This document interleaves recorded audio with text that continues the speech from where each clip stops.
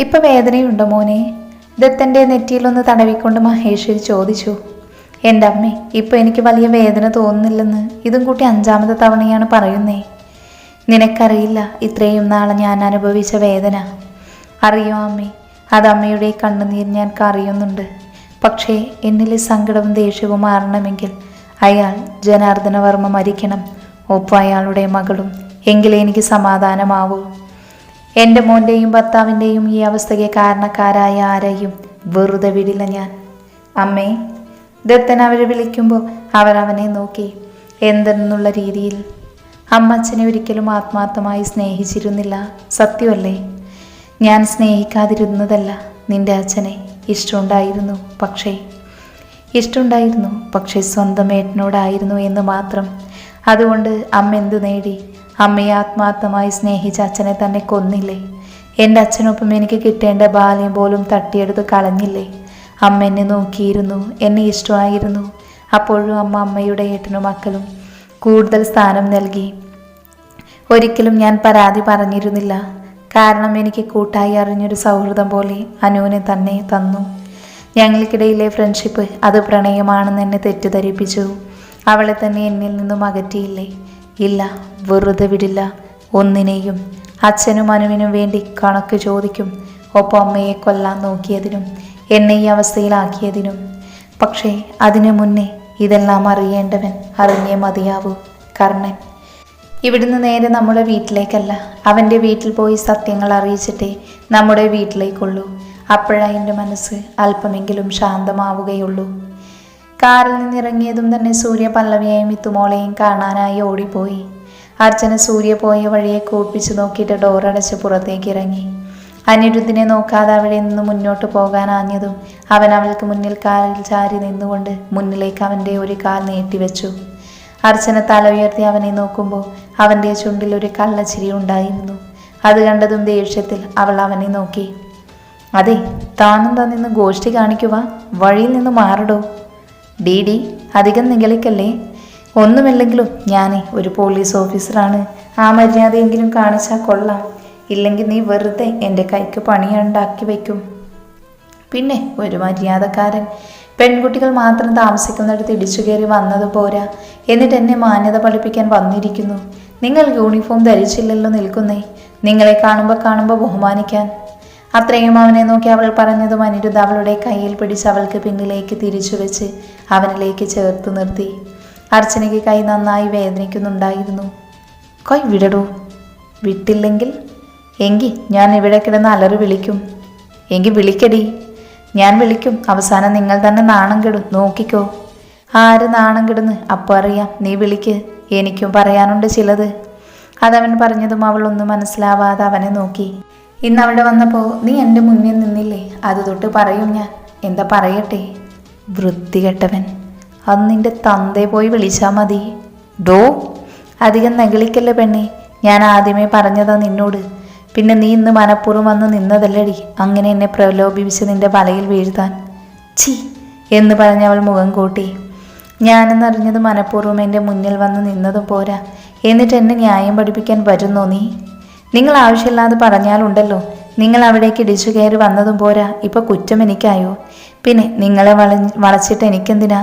ആക്രിസാധനങ്ങൾ ഞാൻ പണ്ടേ ഉപേക്ഷിച്ചതാ. അതുകൊണ്ട് നിങ്ങൾ പേടിക്കേണ്ട. ഞാൻ എന്തായാലും നിങ്ങളെ പ്രലോഭിപ്പിച്ച് വീഴ്ത്തില്ല.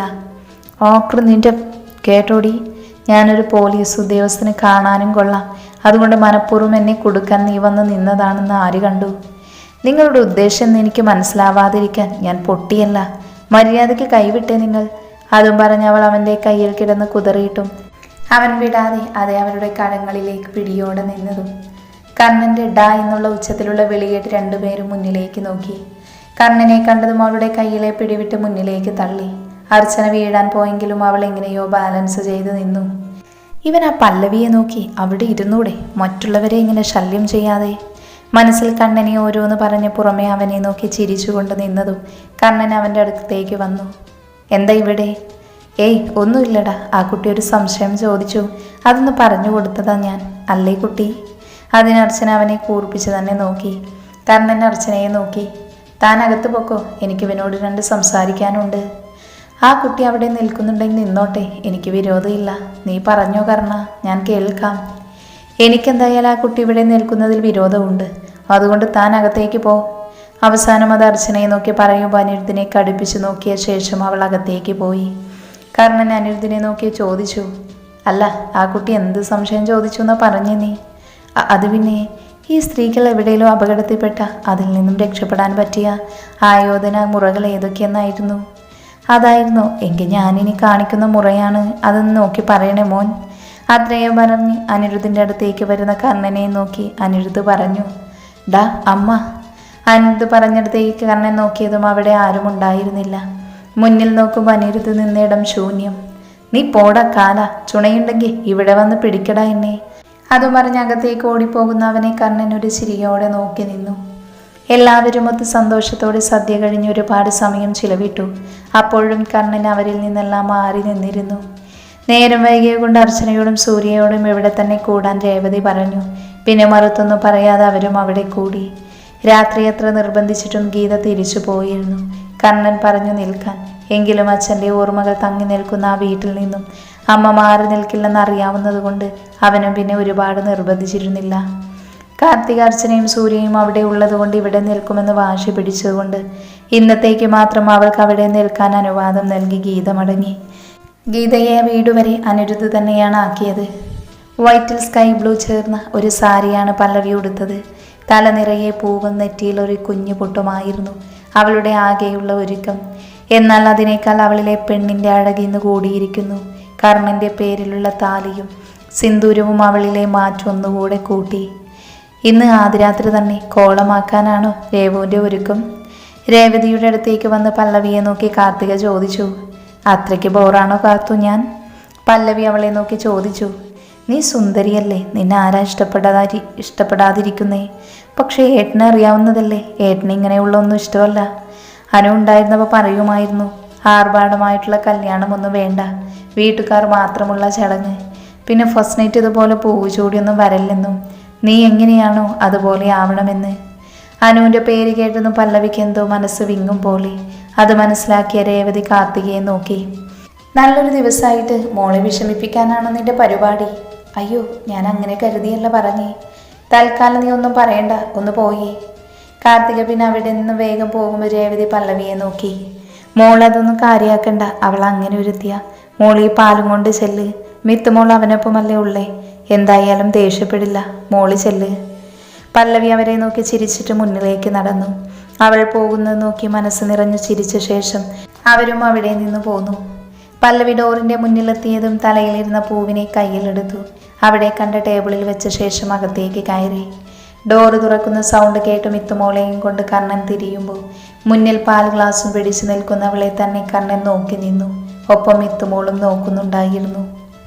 കർണനും പല്ലവിയും പരസ്പരം ഒരുപോലെ നോക്കി നിന്നു. ഈ സമയം കർണൻ്റെ കയ്യിലിരുന്ന മിത്തുമോൾ ഇരുവരെയും മാറി മാറി കണ്ണെടുക്കാതെ തന്നെ വായിൽ കരങ്ങളിട്ട് നുണഞ്ഞുകൊണ്ട് കണ്ണുകൾ ഉരുട്ടി നോക്കുന്നുണ്ട്. കർണൻ പല്ലവിയിൽ നിന്നും നോട്ടൻ പിൻവലിച്ച് മിത്തുമോളെയും കൊണ്ട് തിരിഞ്ഞു നിന്നു. പല്ലവിക്ക് അപ്പോഴും എന്ത് പറയണമെന്നറിയാതെ അവിടെ തന്നെ നിന്നു. രണ്ടുപേർക്കുമിടയിലെ മൗനത്തെ ഭേദിച്ചുകൊണ്ട് പല്ലവി തന്നെ പറഞ്ഞു. അമ്മ പറഞ്ഞു ഇന്ന് മുതൽ ഇവിടെ കിടന്നാൽ മതിയെന്ന്. അതാ ഞാൻ. ഇഷ്ടമല്ല ആയില്ലെങ്കിൽ ഞാൻ പോയേക്കാം. അത്രയും വിക്കി വിക്കി പറഞ്ഞ ശേഷം കയ്യിലിരുന്ന പാൽ ഗ്ലാസ് അവൾ മേശപ്പുറത്തേക്ക് വെച്ച ശേഷം വേഗം തന്നെ പുറത്തേക്ക് ഇറങ്ങാനായി തിരിഞ്ഞു നടന്നതും കർണൻ്റെ ശബ്ദം അവളുടെ കാതുകളിൽ വന്നെത്തി. ഡോർ അടച്ച് കിടന്നു. ഞാനും മിത്തുമോളും കുറച്ച് ലേറ്റാവും. അത്രയും പറഞ്ഞു ബാൽക്കണിയിലേക്ക് കർണൻ പോകാൻ പല്ലവി പറഞ്ഞു. സാരമില്ല, വരുന്നത് വരെ ഞാൻ ഇവിടെ നിന്നോളാം. അത് വേണ്ട, ഞങ്ങളെ നോക്കിയിരുന്ന് തൻ്റെ ഉറക്കം കളയണ്ട, താൻ കിടന്നു. അത്രയും പറഞ്ഞവൻ പോകുമ്പോൾ അവൾ അവിടെയുള്ള ബെഡിൻ്റെ സൈഡിലായിരുന്നു. ഏറെ നേരം ഇരുന്നിട്ടും രണ്ടുപേരെയും കാണാതെ വന്നതും അവൾ ബെഡിൻ്റെ ചുമരോട് ചേർന്ന് കിടന്ന ഭാഗത്തേക്ക് ചേർന്ന് കിടന്നു.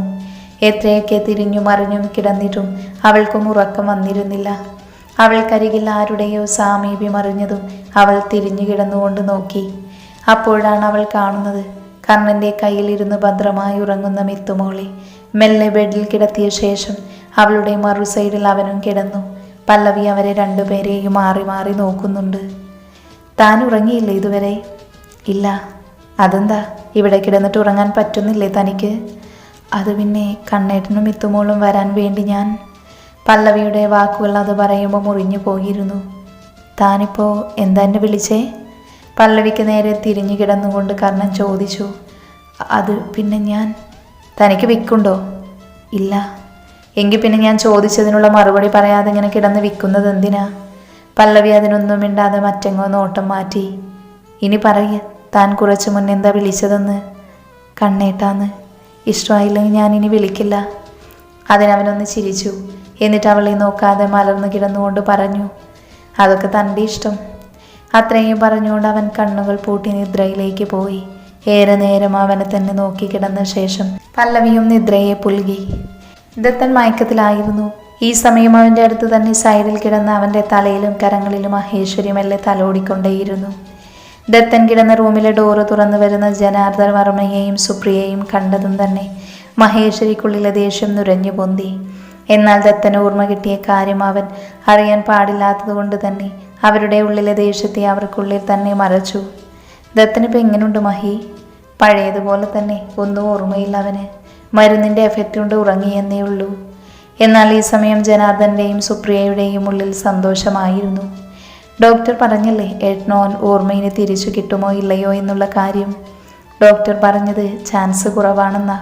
അഥവാ ഓർമ്മ തിരിച്ചു കിട്ടിയാലും ചിലതൊന്നും അവൻ്റെ മൈൻഡിൽ ഓർമ്മ കാണില്ല. അത് ചിലപ്പോൾ ചില സംഭവങ്ങളാവാം, ചില വ്യക്തികളുമാവാം. വിഷമിക്കാതിരിക്കാൻറ്റി, എല്ലാം ശരിയാവും.